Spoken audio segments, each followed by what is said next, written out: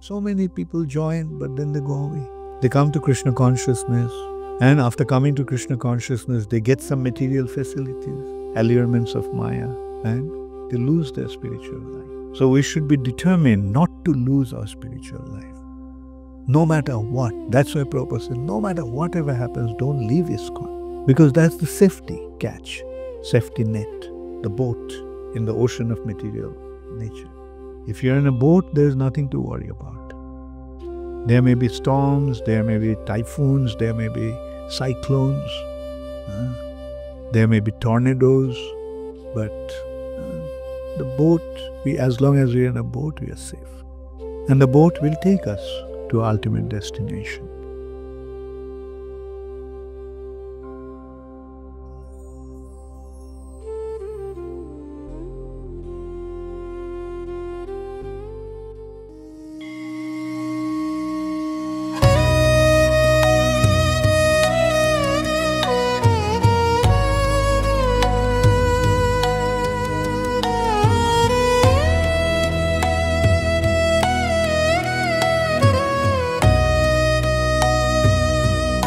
It took Maharaj actually at that time, who was newly joining, many months before he could actually directly meet physically Srila Prabhupada. Practically he had to wait close to 1 year, which happened at the Kumbh Mela in 1977.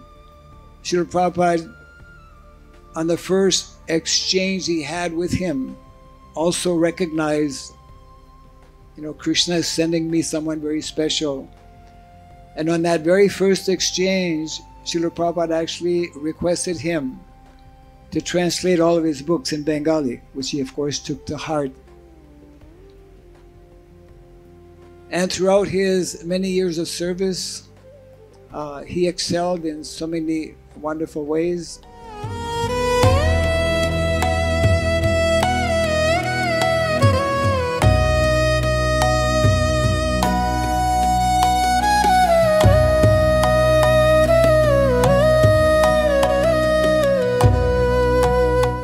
The last remembrance I'd like to share with you is that I used to go to Richmond, Virginia for prison preaching.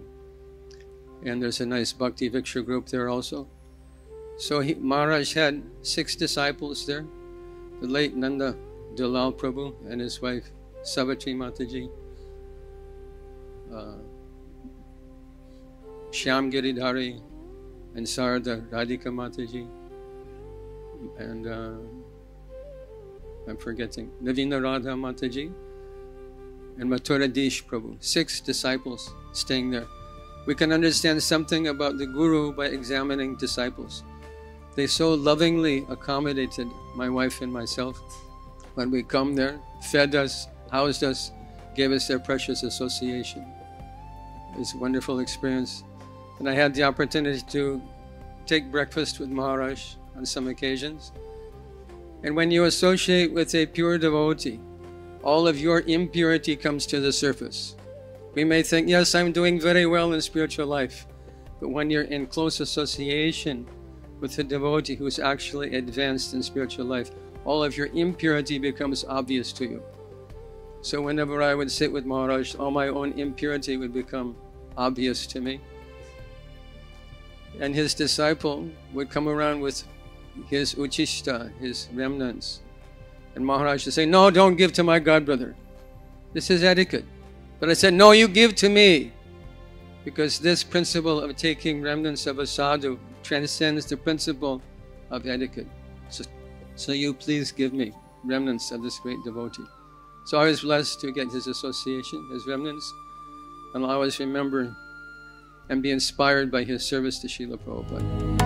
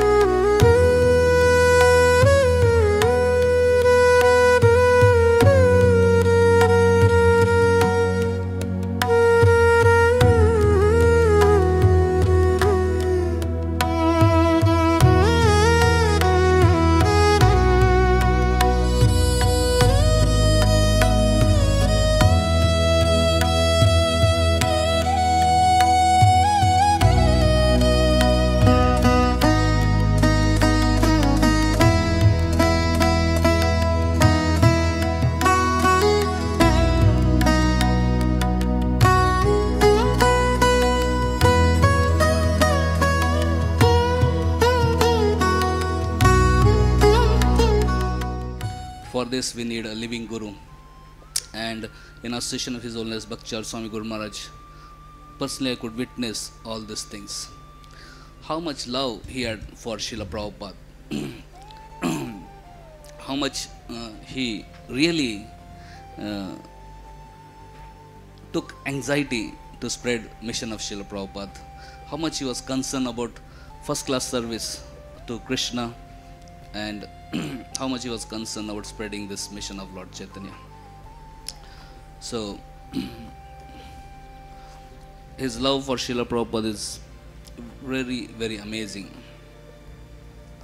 Every time when Maharaj would come to Calcutta, during Prasadam time, he would share so many intimate his remembrance and pastimes with Srila Prabhupada. He has written his book also, beautiful book, Ocean of Mercy.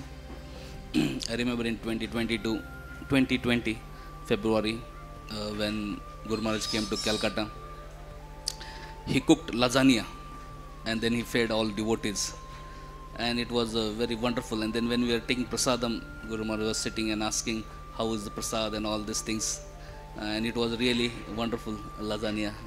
And then he was reflecting. He said, I'm just missing Srila Prabhupada so much. He said, I'm just hoping for that day when I can get opportunity that I can again cook for Prabhupada and offer to him. He said, in 1977 I was very new and I was not very expert in cooking, and I did so many mistakes in cooking, and Prabhupada had to tolerate so much of my imperfection in cooking. But he said, I'm just waiting for that day when I can get that opportunity, I can again cook for Srila Prabhupada.